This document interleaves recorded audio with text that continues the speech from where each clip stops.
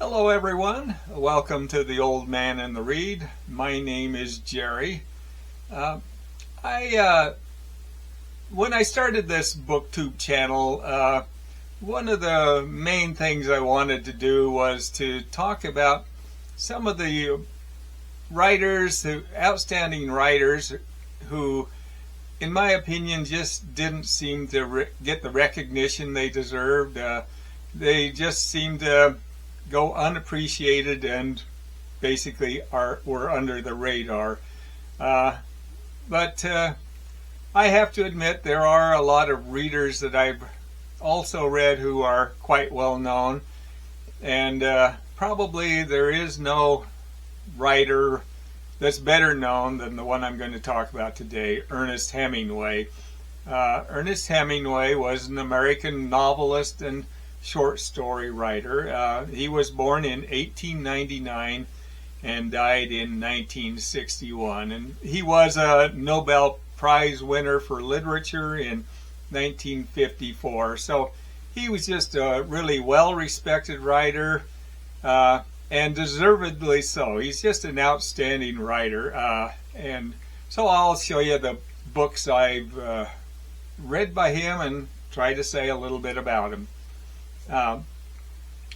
The first book, I think this was his first book he published, but I'm not positive. This was published in 1925, In Our Time, and it's a short story compilation.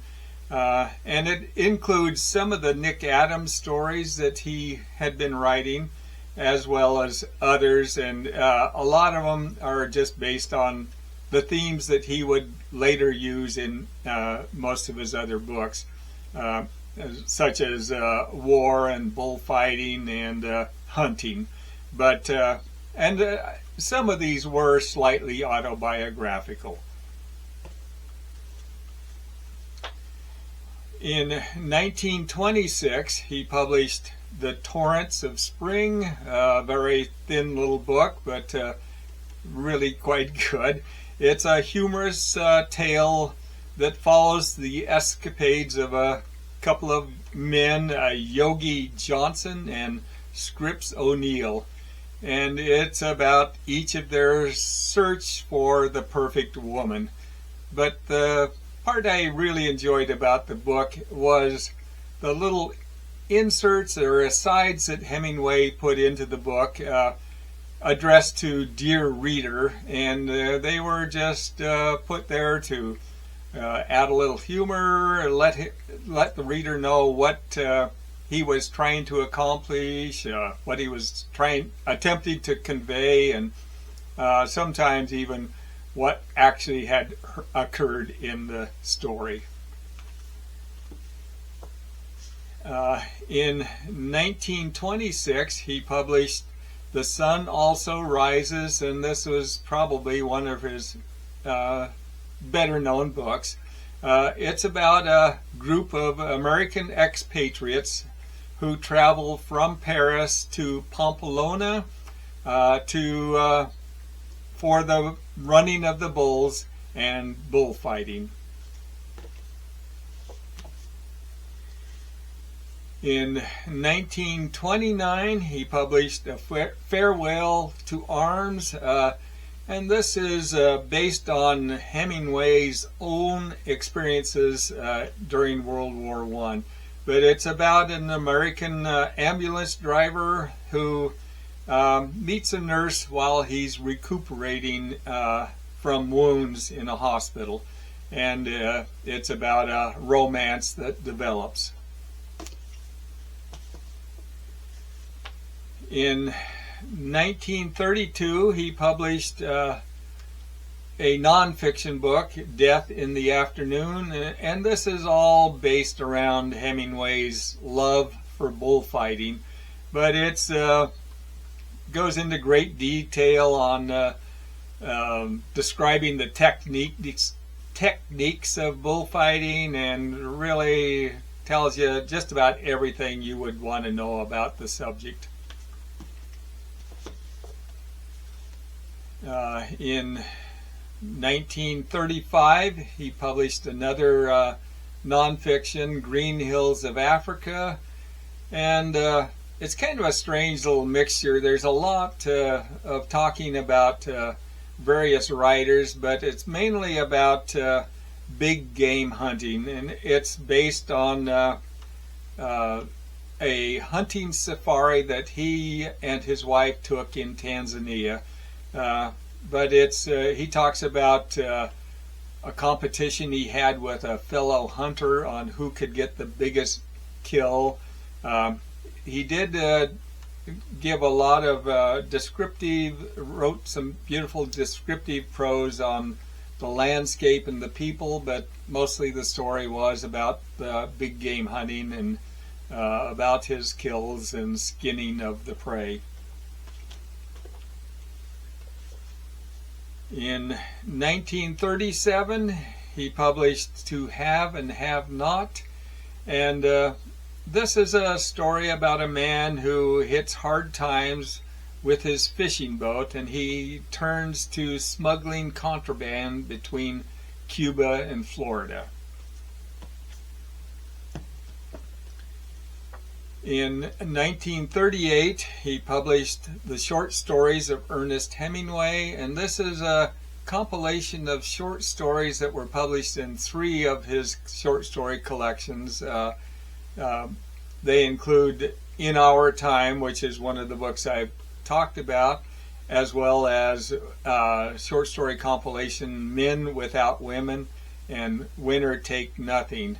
And there were a few other short stories included in it, but they're all about the subjects that he usually wrote about, including bullfighting, marital troubles, divorce, and even death. In 1940, he published For Whom the Bell Tolls. This follows a young American during the Spanish Civil War, and he's part of a demolition team with the anti-fascist guerrillas, and the whole story takes place within just a few days. In 1950, he published Across the River and Into the Trees. This follows a colonel who is terminally ill and is living in Italy following World War II. The colonel is over 50 years old, and he's in a rather strange love affair with a young girl who's described as under 19. And the whole story seems to be about them expressing their love for each other, even though it seems to be an affair that doesn't include sex.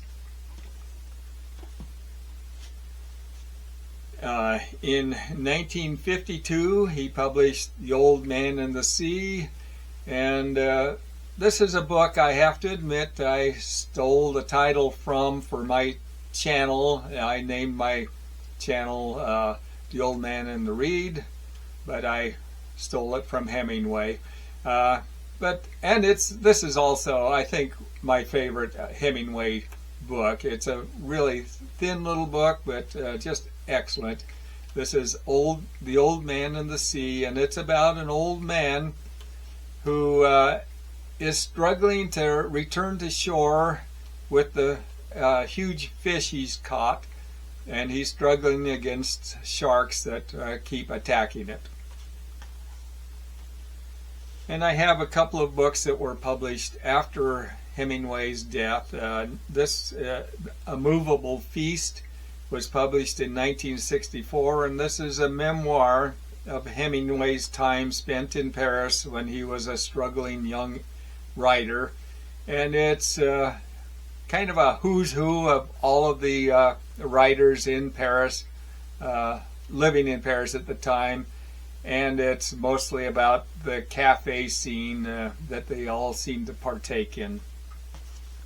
And the last book I have by Hemingway was published in 1972, and this is the Nick Adams stories, and this is a compilation of all of the Nick Adams stories that he wrote in chronological order from childhood on into adulthood.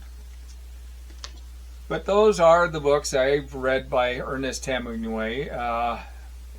Just an exceptionally good writer, extremely well known, and just somebody that's really, most of them, enjoyable reads.